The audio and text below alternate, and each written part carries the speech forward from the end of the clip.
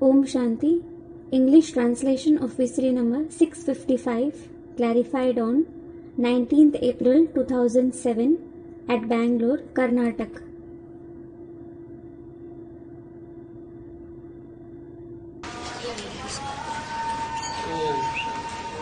Om Shanti. आज का प्रातः क्लास है 22 अगस्त 1967। Today's morning class is dated 22nd August 1967. रूहानी बच्चों प्रति रूहानी बाप समझाए रहे। The spiritual father is explaining to the spiritual children. अभी समझते हो कि हम सब रूहानी बेहद के बाप के बच्चे।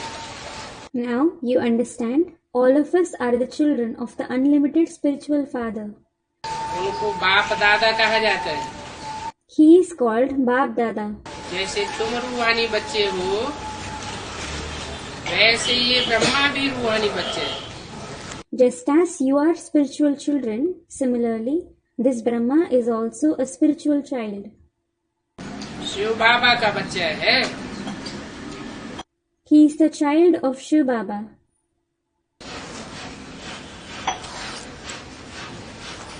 शिव बाबा जब बोला When it was said Shiv Baba, तो ब्रह्मा बाबा की बुद्धि में शिव बाबा कौन आया था? who came in the form of Shiv Baba in Brahma Baba's intellect? बिंदु को शिव बाबा समझ लिया, लेकिन बिंदु तो बिंदु बिंदु आत्माओं का बाप है। He considered the point as Shiv Baba, but the point is the father of the point souls. बाबा तो हो नहीं सकता, He certainly can't be Baba. दूसरा कोई संबंध नहीं जुड़ता जब तक वो ज्योति बिंदु साकार में प्रवेश न करे। वो सिर्फ बिंदु बिंदु आत्माओं का बाप है। You can't form any other relationship with him. Until that point of light enters a corporeal one, he is just the father of the point souls. Shiv बाबा को रथ तो चाहिए ना। Shiv Baba certainly requires a chariot, doesn't he? इसलिए जैसे तुम आत्माओं को ये रथ आर्गन से मिला हुआ है कर्म करने के लिए, वैसे शिव बाबा का भी ये रथ है। This is why, just as you souls have got this chariot, these organs to perform actions, similarly, this one is also the chariot of Shiv Baba. क्योंकि ये कर्म क्षेत्र है। It is because his body is the field of actions, Karma Kshetra. यहाँ कर्म करना होता है। Here you have to perform actions. वह है परम धाम जहाँ आत्माएं रहती हैं। That is the supreme abode where the souls reside.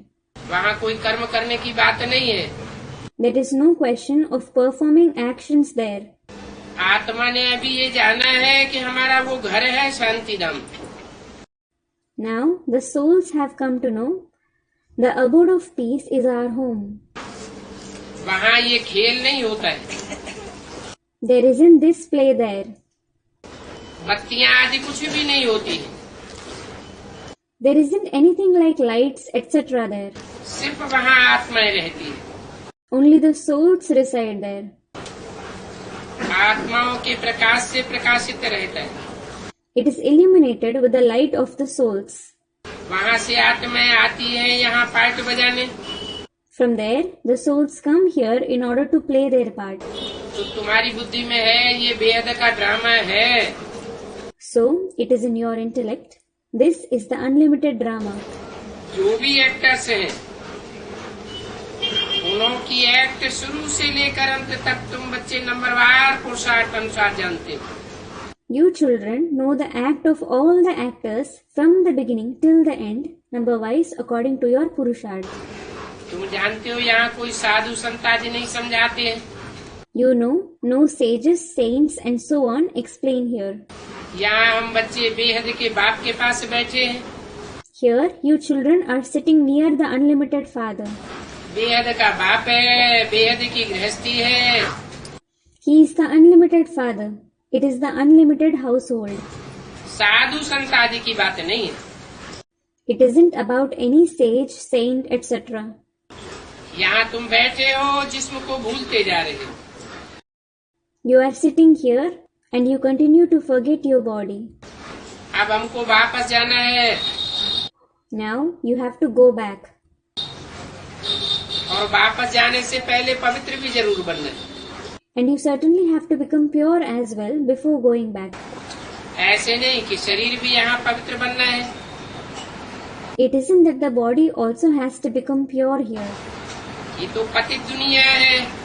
This is certainly the impure world. इस पतित दुनिया में तो शरीर पावन बन न सके। The body definitely can't become pure in this impure world. आत्मा ही पवित्र बनती है। The soul itself becomes pure. शरीर पवित्र तब बने जब 5 तत्व भी सतो प्रदान हो जाए। The body becomes pure when even the 5 elements become Sato Pradhan. अब तुम्हारी आत्मा पुरुषार्थ करके पावन बन रही है। Now your soul is making Purusharth and becoming pure. वहाँ नई दुनिया में तो आत्मा और शरीर दोनों पवित्र होते हैं। Both the soul and the body are pure there in the new world. यहाँ नहीं हो सकता। It isn't possible here. क्यों नहीं हो सकता? Why isn't it possible here? क्योंकि यहाँ इस दुनिया में सब पतित है, सबके वाइब्रेशन गिरे हुए हैं। It is because everyone is impure here in this world. Everyone's vibrations have degraded. ढेर पतितों का संग आत्माओं को लगता रहता है। The souls are colored by the company of many impure souls. जो पवित्र सन्यासी बनकर बैठते हैं, पवित्र रहने के लिए घर घाट छोड़कर, वो भी पवित्र अपवित्र वातावरण से बच नहीं सकते। Those who sit as pure sannyasis after renouncing their household in order to stay pure, they can't escape the impure atmosphere either.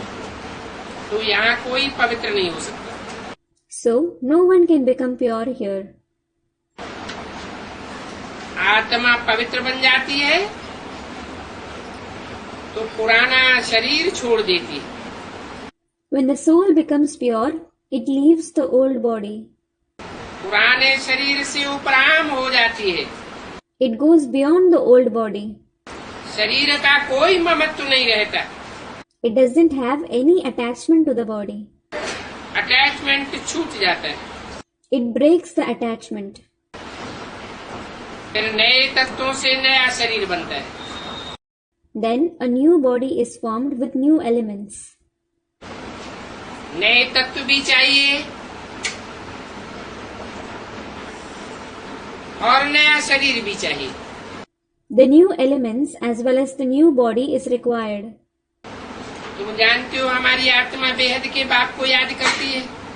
You know, our soul remembers the unlimited Father. याद करते हैं या नहीं करते हैं, ये तो हर एक को अपने से पूछना। Everyone should ask themselves whether they remember him or not. अभी टाइम बहुत है। Now there is a lot of time.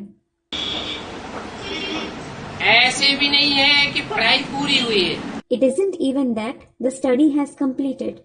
नहीं, No. पढ़ाई का सारा मदार योग पर है। Knowledge is completely based on yoga. पढ़ाई तो सहज है।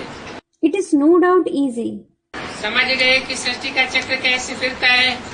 You have understood how the world cycle rotates. तो मुख्य है याद की यात्रा। So, the main subject is the journey of remembrance. और ये अंदर की गुप्त बात है। And it is a secret journey within you. देखने में थोड़ा ही कुछ आता है। It isn't visible at all. बाबा नहीं कह सकेंगे कि ये बहुत याद करते हैं व कम याद करते हैं। Baba won't be able to say he remembers the Father a lot or he remembers less. हाँ, ज्ञान के लिए बता सकते हैं कि ये ज्ञान में बहुत तीखा है। Yes, as regards knowledge, he can say he is very sharp in knowledge. याद का कुछ भी देखने में नहीं आता है। Nothing related to remembrance is visible. ज्ञान तो मुख से बोला जाता है। Knowledge is narrated through the mouth. याद करना तो बुद्धि की बात है। To remember the Father is about the intellect.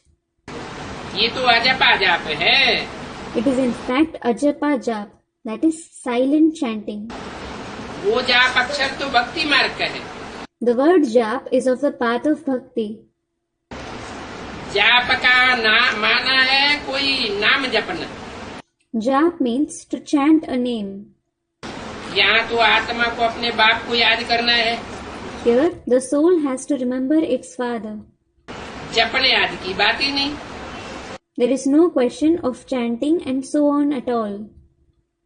तुम जानते हो हम बाप को याद करते करते पवित्र बनते बनते मुक्ति धाम जाए पहुँचेंगे।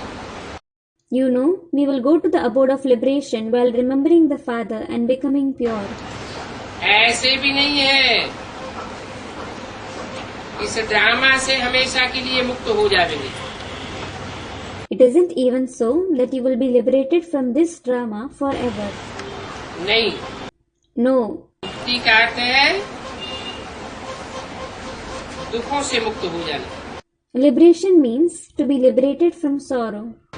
आत्मा शांत हो जाएगी। The soul will become peaceful. फिर सुख धाम में आवेंगे। Then you will go to the abode of happiness. जो पवित्र बनते हैं वो सुख भोगते हैं। Those who become pure experience happiness. पवित्र नहीं बनते हैं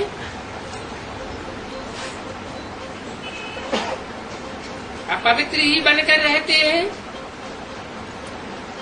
तो अपवित्र मनुष्यों की खिदमत करते हैं। If they don't become pure and stay impure, the impure human beings serve them. पवित्रता की ही मेहनत। Purity alone is praised. इस पवित्र बनने में ही मेहनत है। There is hard work involved only in becoming pure. और पवित्र बनने के काम में ये आंखें सबसे जास्ती धोखा देती है। And these eyes deceive the most in the process of becoming pure. बाबा जानते हैं बहुत धोखा खाते। Baba knows you are deceived a lot. ब्राह्मणियां भी धोखा खा लेती हैं। The Brahmanis, that is female Brahmins, are also deceived. इन आंखों से धोखा खा करके आखिर गिर पड़ती है। After being deceived by these eyes, they fall at last. ऐसे नीचे ऊपर तो सबको होना है। As such, everyone has to go up and down like this. और ग्रहाचारी सबको लगती है। In fact, everyone is affected by the evil planetary influence, that is Grahachari. वास्तव में Actually, दृष्टि को पवित्र बनाने की प्रैक्टिस तो सबको करना चाहिए। everyone should practice to make their drishti pure. अपन को आत्मा समझना चाहिए। You should consider yourself a soul. आत्मा समझने और समझाने की ऐसी प्रैक्टिस करते नहीं है।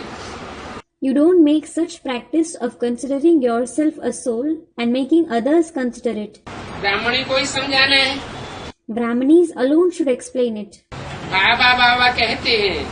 They just say Baba Baba. बाबा कहते हैं बच्चे भी समझा सकते हैं। Baba says the children can also explain the knowledge. फिर भी कहते हैं माता गुरु चाहिए। Nevertheless, he says the mother guru is required.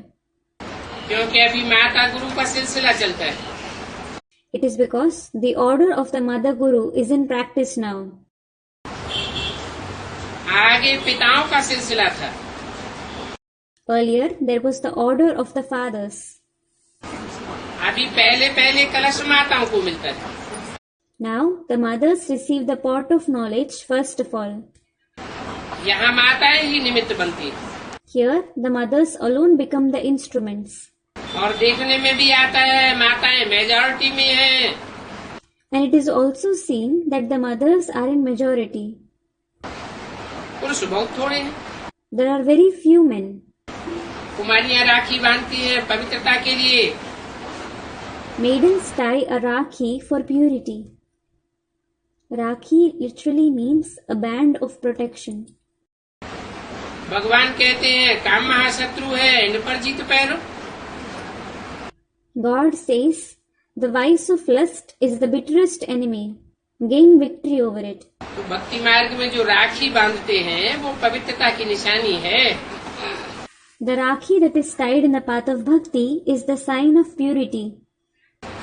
वो लोग राखी बांधते हैं They tie Rakhi, परंतु पवित्र तो बनते नहीं है।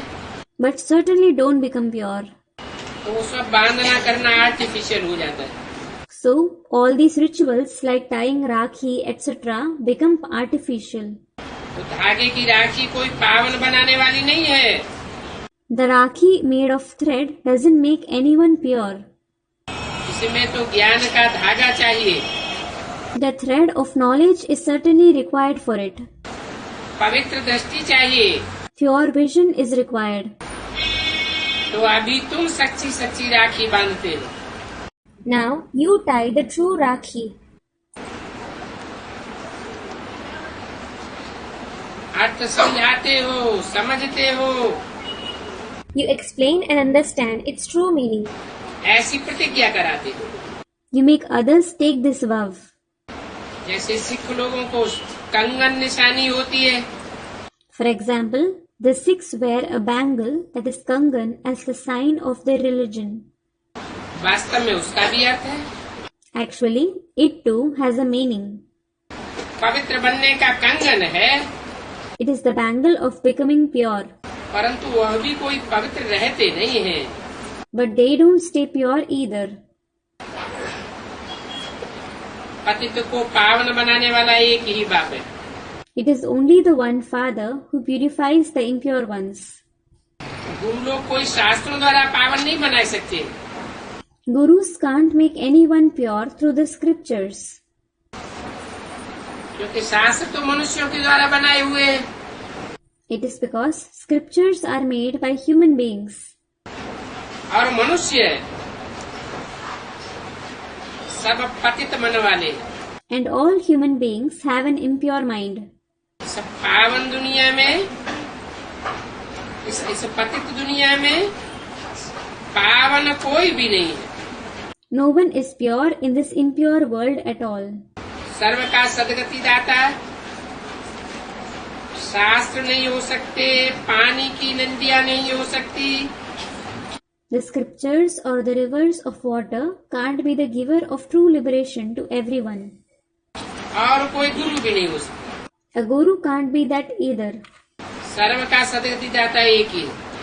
The giver of true liberation to everyone is only the one. जो कभी दुर्गति में जाता नहीं है, He never attains degradation. वो सदाशिव कहा जाता है। He is called Sadashiv. सदैव कल्याणकारी है, He is always beneficial. अकल्याण कभी करता नहीं। He never brings harm to anyone. सो भी वो कोई देहधारी नहीं है, Nevertheless, he isn't a bodily being. अर्थात उसकी बुद्धि में कोई देह नहीं धरी हुई है। It means his intellect isn't engrossed in the body. देह का अटैचमेंट नहीं है। He doesn't have attachment to the body. जिनकी बुद्धि देह की तरफ भागती है उनको कहेंगे देहधारी। Those whose intellect runs towards the body, they will be called bodily beings. वो तो सदा निराकार निरंजन है। He is always incorporeal and untainted. पानी की गंगा भी इन आंखों से देखने में आती है। The Ganges of water is also visible through these eyes. बाप जो सदगति दाता है उनको इन आंखों से कोई नहीं देख सकता।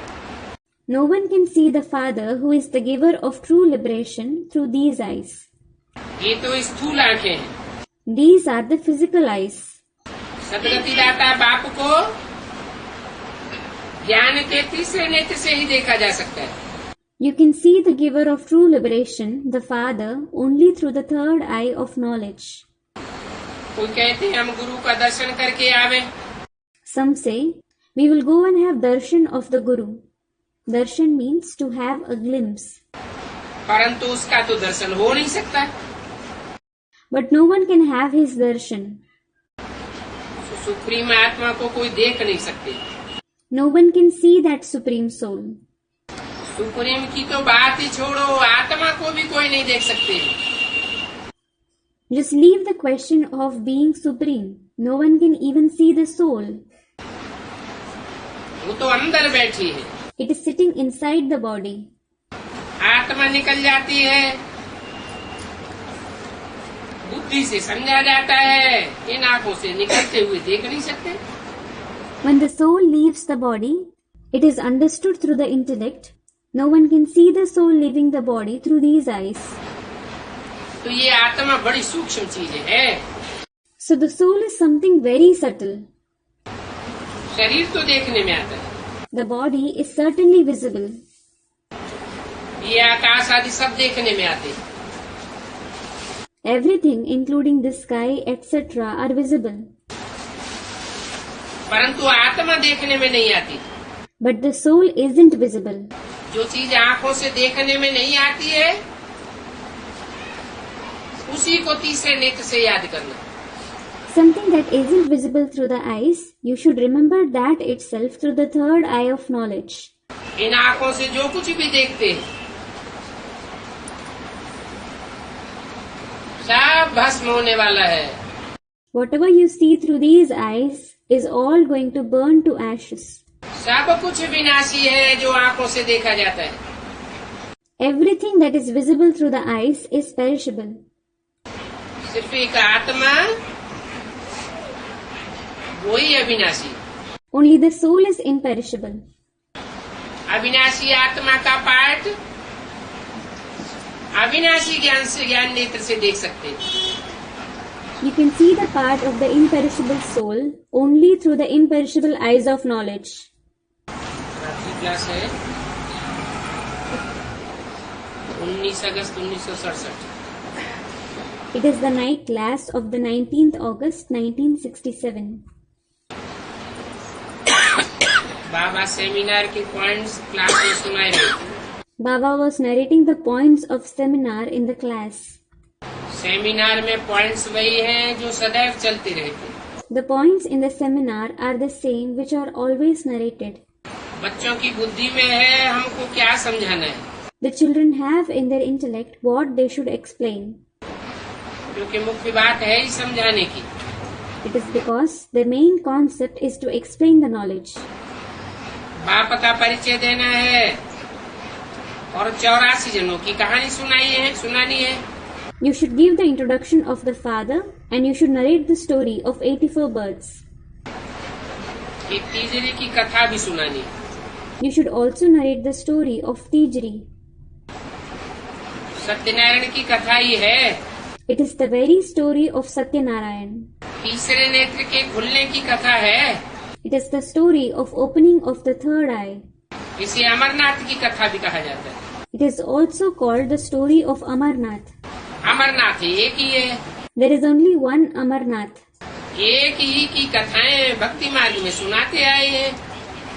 The stories of only the one have been narrated in the path of bhakti. अब बच्चों को सारा ड्रामा का पता चल गया। Now the children have come to know about the entire drama. सतयुग त्रेता में देवताओं की राजाई है। There is the kingship of the deities in the golden and the silver age. वहाँ कथा स्तुति भक्ति आदि कुछ भी नहीं होती है। There is nothing like stories, praising, worshipping, etc. there. अभी पूछा जाता है किसकी भक्ति करते हो। Now it is asked, whom do you worship? Radha Krishna की भक्ति अक्सर करके सभी करते हैं। Everyone usually worships Radha Krishna. उन्हों की भक्ति होती है। They are worshipped. शिव की भी भक्ति होती है। Shiv is also worshipped.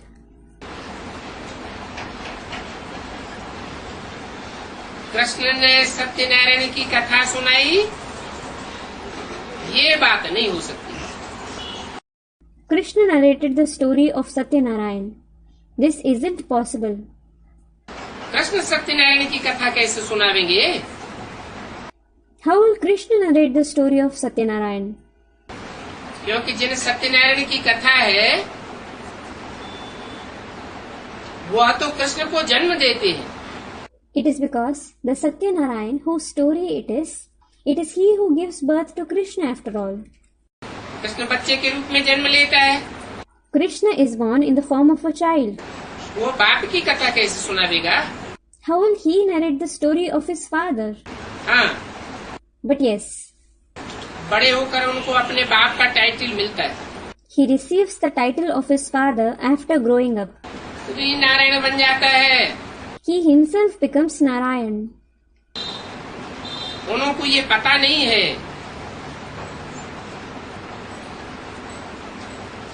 कि भक्ति मार्ग में जिन्हें राधा कृष्ण कहा जाता है, वो बड़े होकर कैसे लक्ष्मी नारायण बनते। They don't know that those who are called Radha Krishna in the path of bhakti, how do they become Lakshmi Narayan after growing up? नहीं तो विचार उठे कि छोटेपन में इतनी चंचलता, फिर ज्ञान देवे, ये बात ही नहीं लगती। Otherwise, the question arises, someone who is so mischievous in his childhood gives knowledge later on? This doesn't seem plausible.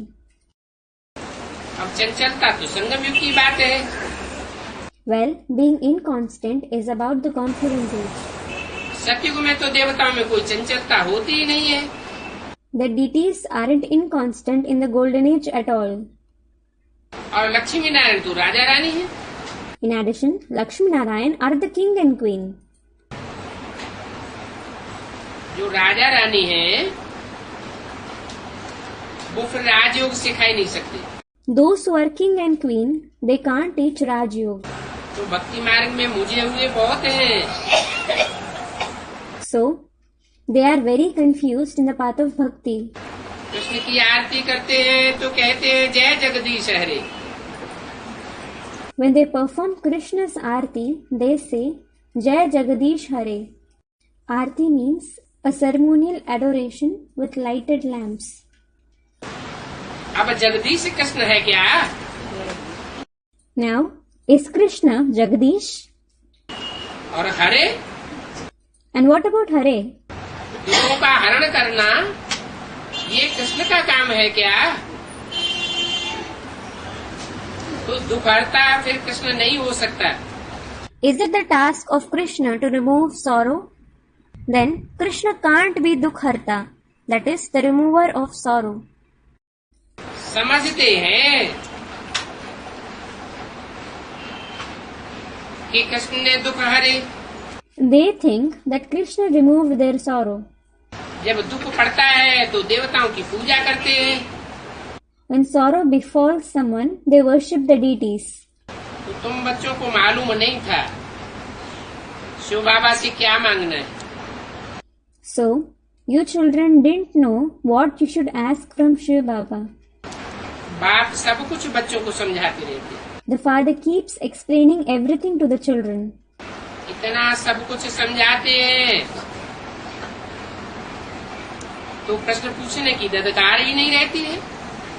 He explains so much that there isn't any need to ask questions. देवी देवता बनना है तो आसुरी गुण खत्म करना है। If you want to become deities, you should remove the demonic traits. इसमें पूछने की क्या दरकार? What is the need to ask in it? मनुष्यों में अवगुण होते हैं, Human beings have bad traits. देवताओं में गुण होते हैं, Deities have virtues. मनुष्यों में अवगुण क्यों होते हैं? Why do human beings have bad traits? हैं? मनुष्यों में अवगुण इसलिए होते हैं कि उनका मन चंचल होता है। They have bad traits because their mind is inconstant.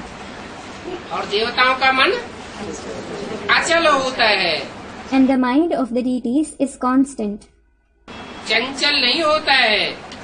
It isn't inconstant. तो देवताओं में गुण है, So the deities have virtues. परंतु देवताएं किसी को सिखा नहीं सकते।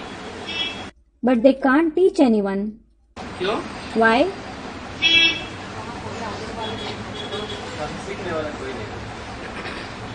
सिखाए इसलिए नहीं सकते They can't teach anyone because कारण तो चाहिए। A reason is certainly required. Doctor डॉक्टरी सिखाते हैं, इंजीनियर इंजीनियरिंग सिखाते हैं, A doctor teaches medicine. An engineer teaches engineering. तो देवताएं देवताई क्यों नहीं सिखा सकते? So why can't the deities teach divinity? देवताई पना इसलिए नहीं सिखा सकते कि जिस समय सिखाने की जरूरत होती है उस समय दुनिया में असुरों की संख्या बहुत ज्यादा होती है। They can't teach divinity because when there is the need to teach it, there are large number of demons in the world at that time. देवताएं कोई होते ही नहीं है। No one is a deity at all. हाँ, ऐसे लोग होते हैं जो मनुष्य से देवता बनना चाहते हैं। Yes, there are such people who want to become a deity from a human being. परंतु आसुरी दुनिया जब तक खलास न हो तब तक देवता कोई बन न सके। But until the demonic world is destroyed, no one can become a deity. देवताई पाठ पढ़ाने के लिए इस दुनिया का ध्वंस करने वाला भी चाहिए। To teach the lesson of divinity, the one who can destroy this world is also required. पुरानी दुनिया विनाश होगी When the old world is destroyed, तो नई दुनिया देखने में आवेगी। it is then that the new world will be visible. पुरानी दुनिया का विनाश नहीं होगा If the old world isn't destroyed, तो नई दुनिया देखेंगे कैसे? how will you see the new world? पहले तो बुद्धि में बैठे First, it should sit in the intellect. ये दुनिया भस्म होने वाली है। This world is going to be burned to ashes. इस भस्म होने वाली दुनिया से ममत्व टूट जाना चाहिए। You should break your attachment for the world which is going to burn to ashes. अर्थात जीते जीते अभिमान से मर जाना चाहिए। It means you should die from body consciousness while being alive. आप मुए मर गई दुनिया। If you die, the world is dead for you. तो ये देवताएं कोई दुख नहीं हर सकते। So, these deities can't remove anyone's sorrow. सिवाय तुम ब्राह्मण बच्चों के और कोई समझा नहीं सकता। No one except you Brahmin children can explain this. और तुम ब्राह्मणों की पैदाइश होती है ब्रह्मा से। You Brahmins are born from Brahma. और ब्रह्मा कब कहा जाता है? And when is he called Brahma?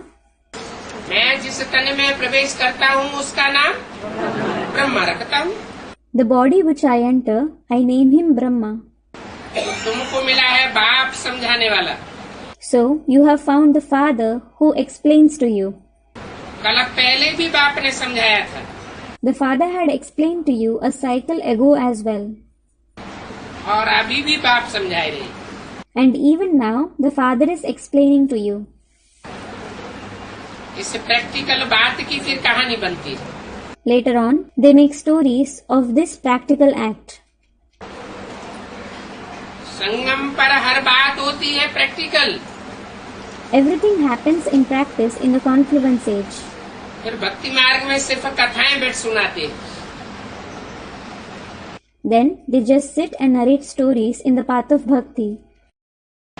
Satyanarayan की कथा सुनावेंगे They will narrate the story of Satyanarayan. परंतु नारायण कोई बनता नहीं है। But no one becomes Narayan. भक्ति मार्ग में सिर्फ कहानी सुनाते। They just narrate the story in the path of bhakti. कहानी सुनाने वाले लक्ष्मी नारायण भी नहीं। In fact, those who narrate the story aren't Lakshmi Narayan either. तो बुद्धि में पक्का बैठ जाना चाहिए। पास्ट, प्रेजेंट और फ्यूचर को बाप के सिवाय और कोई नहीं जानता है। So, it should sit firmly in their intellect.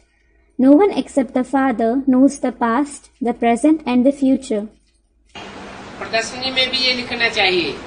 You should write this in the exhibition as well. दुनिया का पास्ट, प्रेजेंट और फ्यूचर आकर के यहाँ समझो। Come and understand the past, the present and the future of the world here. Features कब कोई बता ही नहीं सकता। No one can ever tell you about the features. ये देवताओं के फीचर्स क्या होते थे? What the features of the deities used to be. तुम जानते हो अब सतयुग आ रहा है। You know that the golden age is coming now. लड़ाई होगी। The war will break out.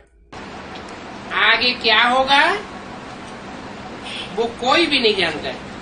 No one knows what will happen in the future. आदि मध्य अंत का राज सिर्फ तुम संगम पर ही समझते हो। You understand the secrets of the beginning, the middle and the end of the world only in the confluence age. आकर के सृष्टि की आदि मध्य अंत की हिस्ट्री ज्योग्राफी समझो। Come and understand the history and geography of the beginning, the middle and the end of the world. चक्र को समझो। Understand the cycle.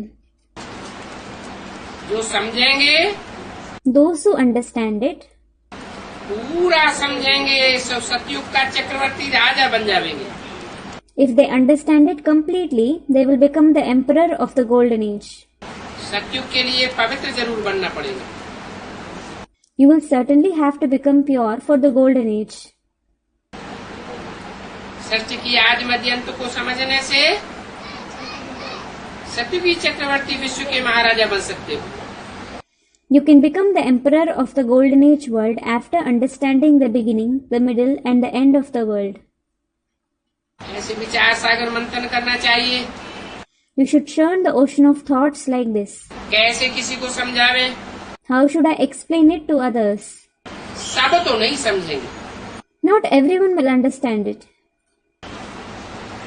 सच्चे साहब को याद करेंगे If you remember the true master, तो उनसे सुख मिलेगा।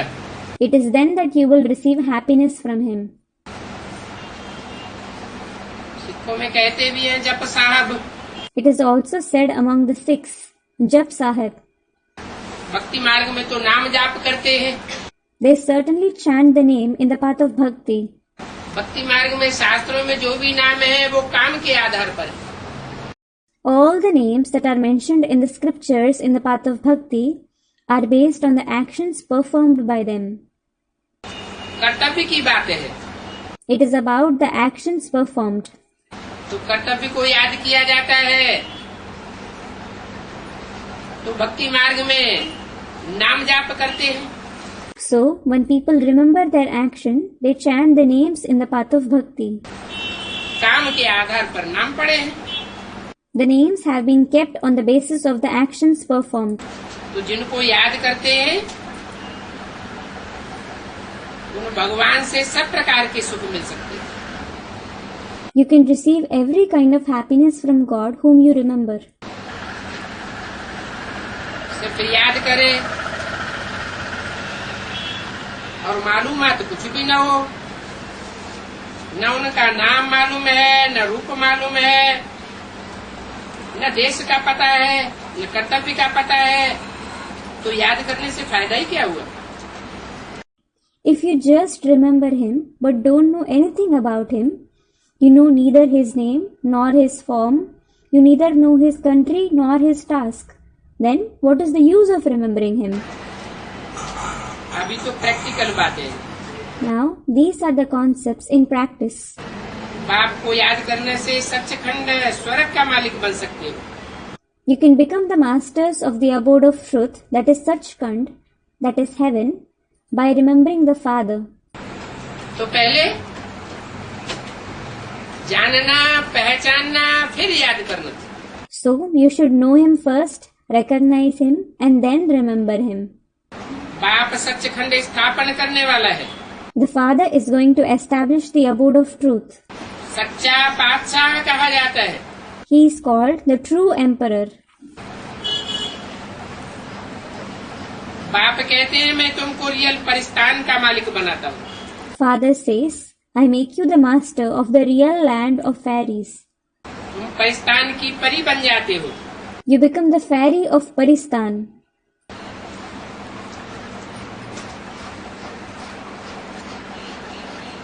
परिस्तान में परियां रहती हैं जो ज्ञानियों के पंखों से सदा उड़ती रहती है। Fairies, who always keep flying with the wings of knowledge and yoga, reside in Paristan. Paristan में ब्यूटी होती है। अभी तो है कब्रिस्तान इस समय।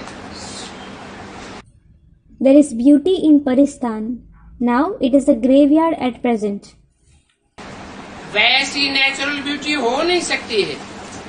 There can't be such natural beauty.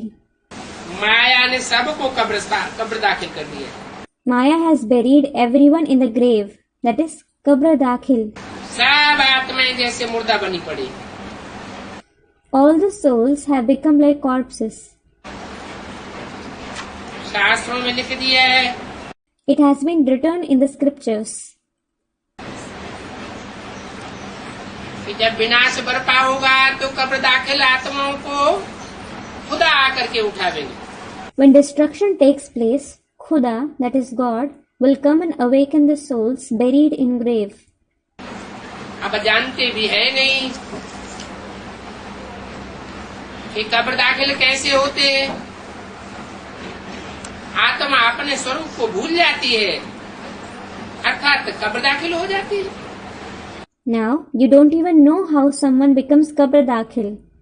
When the soul forgets its form, it means it becomes Qabr Dakhil. तो फीचर्स नई दुनिया में बहुत अच्छे होंगे। So your features will be very good in the new world. इस दुनिया को परिस्तान नहीं कहेंगे, This world won't be called Paristan. क्योंकि ऊंची स्टेज में उड़ते नहीं हैं। It is because you don't fly in a high stage. ज्ञान योग के पंखों से ऊंचे उड़ते रहे, अवस्था कभी नीचे ना आए, एक रस अवस्था बनी रहे, तो कहेंगे Paristan. If you keep flying high with the wings of knowledge and yoga, if your stage never degrades, if you maintain a constant stage, it will be called Paristan. ये सब बातें सुनना और सुनाना तुम्हारा धंधा है। It is your business to listen to and narrate all these concepts. और कोई इन बातों को समझेंगे नहीं। No one else will understand these concepts. आत्मा प्योर नहीं है तो शरीर भी प्योर नहीं मिल सकता। If the soul isn't pure, it can't receive a pure body either. जैसे जैसे आत्मा पवित्र बनती जाती है, वाइब्रेशन गंदे होते जाते हैं, वैसे वैसे शरीर भी अगले जन्म में जो मिलता है वो नीच परिवार में मिलता है। As the soul keeps becoming impure, the vibrations keep becoming dirty, the body it receives in the next birth is relatively in a lower family. शरीर छोड़ने से पहले ही वाइब्रेशन का ढांचा तैयार हो जाता है, जिसके अनुसार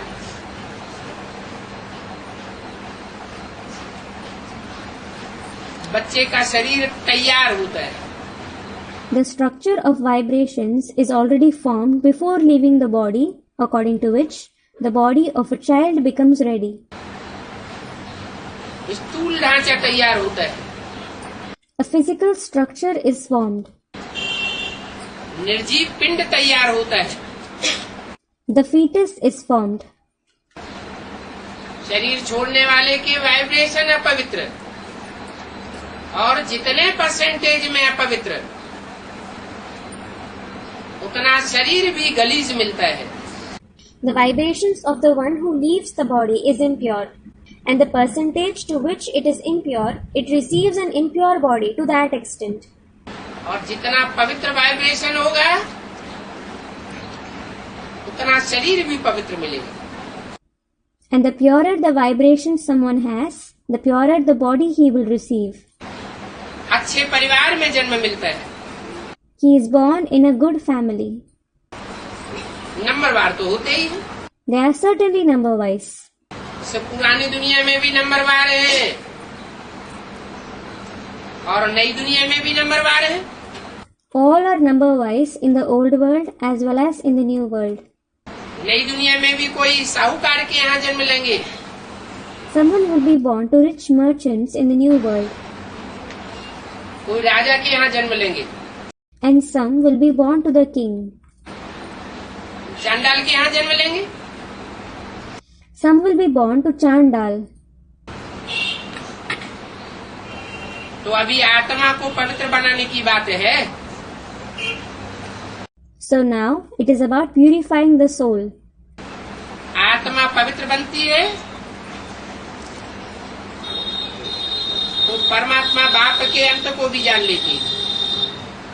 When the soul becomes pure, it comes to know of the end of the Supreme Soul Father as well. कोई चीज है और उसके अंत को नहीं पाया जाता तो वो चीज ही क्या काम की। If there is something and you can't reach its end, of what use is it? हम क्यों याद करते हैं Why do you remember it जबकि उसका अंत ही नहीं पाया जाता। when no one can reach its end? अभी तुम कहेंगे हमने अंत पाया है, Now you will say, we have got the end. हम ईश्वर को जानते हैं। We know God. ईश्वर का सही अर्थ क्या है वो हमने जाना है। ईश माना शासन करने वाला, वर माना श्रेष्ठ। We have come to know the actual meaning of Ishwar. Ish means the one who rules. Var means elevated. इस संसार में श्रेष्ठ से श्रेष्ठ शासन करने वाला कौन है उसको प्रैक्टिकल में हमने जाना है। Who the most elevated ruler in this world is? We have known him in practice. तुम ईश्वर के भी अंत को जानते हो, उनके पार्ट को भी जानते हो। So, you know the end of God as well. You know his part too. तो देखो ये ज्ञान बहुत रमणीक है और गुही है। So look, this knowledge is very wonderful and deep. ऊंचे ऊंचे बाप है तो जरूर ऊंचे ऊंचे धर्म की स्थापना करेंगे। The Father is the highest of the high. So, he will certainly establish the highest of the high religion. नंबरवार धर्म है ना। The religions are number-wise, aren't they? जो श्रेष्ठ धर्म है वो है सूर्यवंशी और Chandravanshi. The most elevated religion is of the Suryavanshis and Chandravanshis. उसके बाद जो भी है वो सब नंबरवार द्वापर युग से आने वाले द्वैतवादी युग में उनकी शुरुआत होती है। Rest all the religions after them are number-wise, which are established from the Copper Age. They commence from the age of duality. अद्वैत युग में एक देवी देवता सनातन धर्म। There is only one ancient deity religion in the age of non-duality. और द्वैत युग में अनेक धर्मों की स्थापना होती है। And many religions are established in the age of duality. इस्लामी, बौद्धी, क्रिश्चियन आदि। Like the Islam, Buddhism, Christianity, etc. परंतु सूर्यवंशी राजधानी बाप ही आकर के स्थापन करते हैं। But it is only the Father who comes and establishes the Suryavanshi capital. Chandravanshi राजधानी स्थापन नहीं करते। Doesn't he establish the Chandravanshi capital? हैं? चंद्रवंशी राजधानी कौन स्थापन करता है? Students reply, then who establishes the Chandravanshi capital? बाप तो कहते हैं मैं आकर के 3 धर्म स्थापन करता हूँ। The Father certainly says, I come and establish 3 religions. ब्राह्मण, देवता और क्षत्रिय। Namely, the Brahmin, the deity and the Kshatriya religion. जो ब्राह्मण है पक्के ब्राह्मण बन जाते हैं वो देवता कहे जाते हैं। Those who become firm Brahmins are called deities.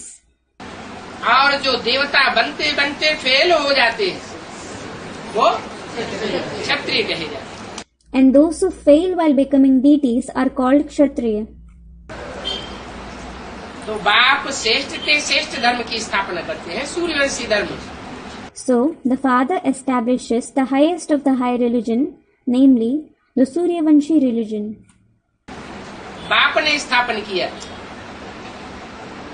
Chandravanshi धर्म कैसे स्थापन होता है? The father established it. Then, how is the Chandravanshi religion established?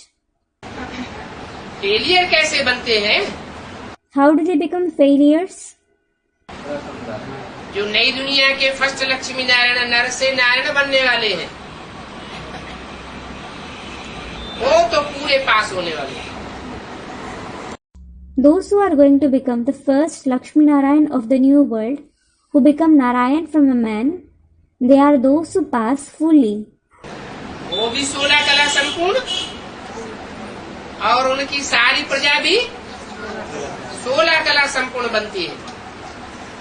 They are complete with 16 celestial degrees, and all their subjects also become complete with 16 celestial degrees. वो भी गिरती कला वाले नहीं। They aren't those with descending celestial degrees. ऐसी कला वाले, What kind of celestial degrees do they have? चढ़ती कला वाले। They are those with ascending celestial degrees. फिर उनसे जो वंश की पैदाइश होती है, वो गिरती कला वाली होती है या चढ़ती कला वाली होती है? Later, the dynasty that starts from them, is it of the descending celestial degrees or of the ascending celestial degrees? जो नर से डायरेक्ट नारायण बनते हैं,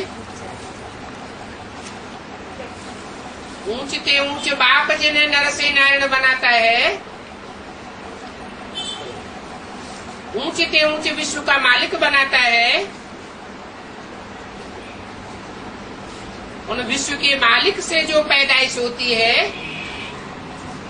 रचना तैयार होती है, वो गिरती कला वाली पैदा होती है या चढ़ती कला वाली?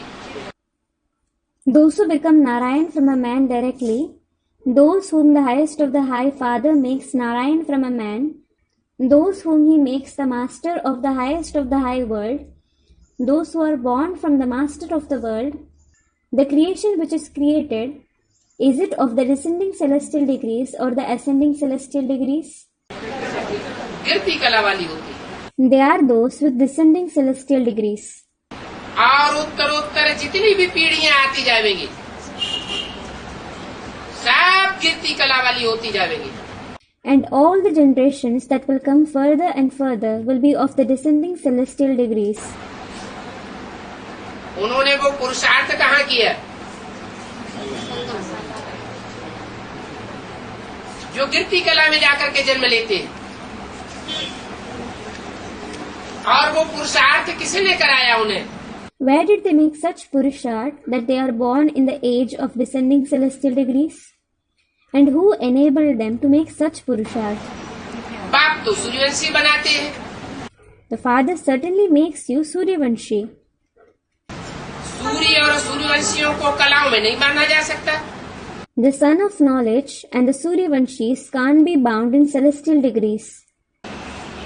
बाकी चंद्रमा को कलाओं में बांधा जाता है।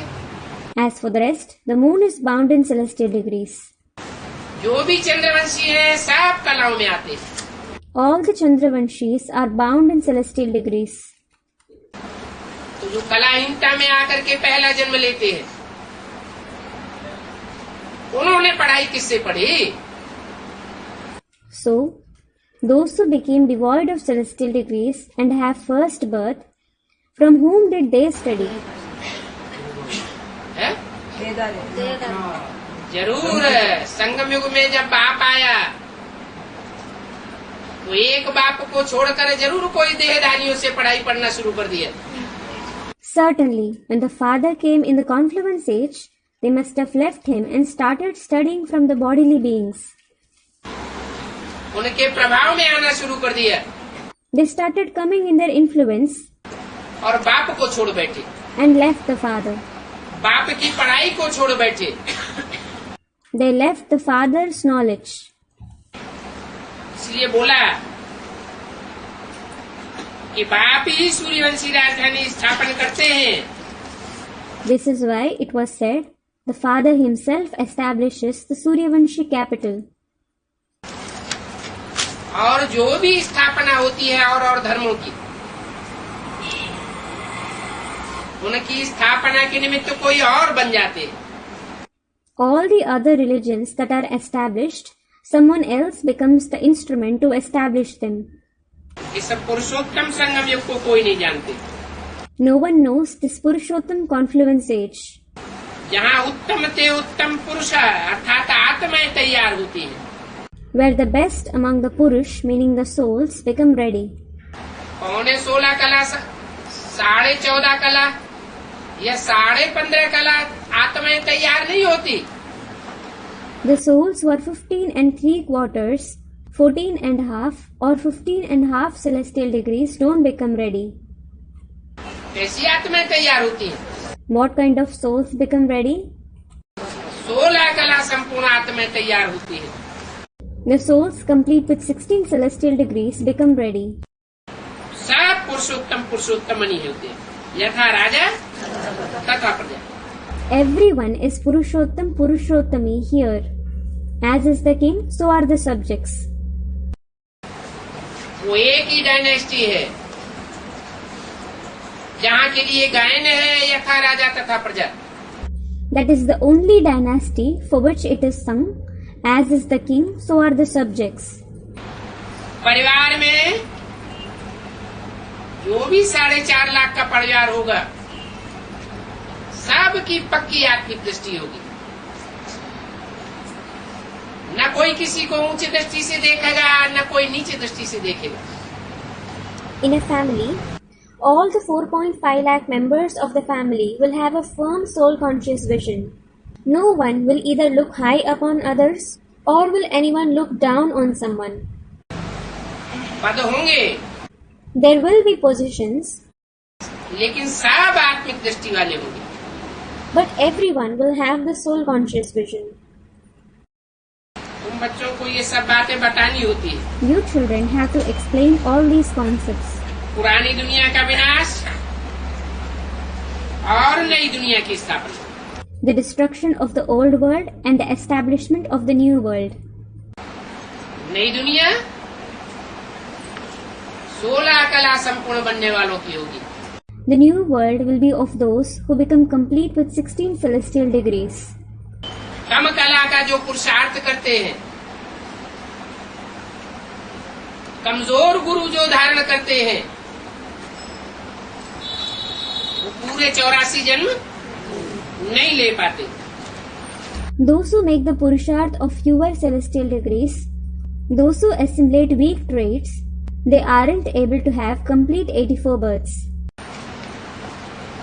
जो पूरे 84 जन्म नहीं लेते, Those who don't have complete 84 births, वो कुछ न कुछ पुरानी दुनिया में आते।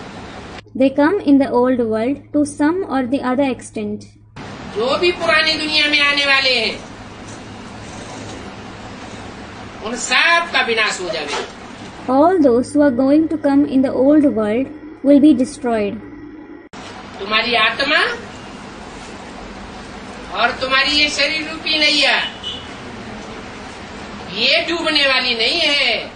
Your soul and your boat-like body aren't going to drown. पार जाएगी। It will go across. तो तुम्हारे लिए ये पुरानी दुनिया और नई दुनिया का पुरुषोत्तम संगम युग है। So, this is the Purushottam confluence age of the old world and the new world for you. बाप को भी संगम पर ही आना होता है। The father also has to come in the confluence age itself. कौन से संगम पर? Which confluence age? पुरुषोत्तम संगम पर आना होता है। He has to come in the Purushottam confluence age. पुरुषोत्तम संगम युग की शुरुआत हुई और बाप की प्रत्यक्षता की शुरुआत भी होना शुरू हो जाती है। As soon as the Purushottam confluence age starts, the revelation of the Father also begins. आगे चलकर सभी को पता पड़ेगा। In future, everyone will come to know कि पुरुषोत्तम कौन कौन है, नंबरवार। who all are Purushottam number-wise. बच्चों को खुशी भी होती है। The children also experience happiness. जो अच्छी रीति पढ़ते हैं, उनकी खुशी जास्ती होगी। Those who study nicely will have more happiness. जो पढ़ाई पर ध्यान नहीं देते हैं उनकी खुशी भी कम होती जाती है। Those who don't pay attention on the study, their happiness also keeps reducing. कम पढ़ने वालों को कम खुशी होगी। Those who study less will experience less happiness. और जास्ती पढ़ाई पढ़ने वालों को जास्ती पढ़ाई का नशा रहेगा। And those who study more will have more elation of knowledge. अच्छा, बच्चों को good night. Acha, good night to the children.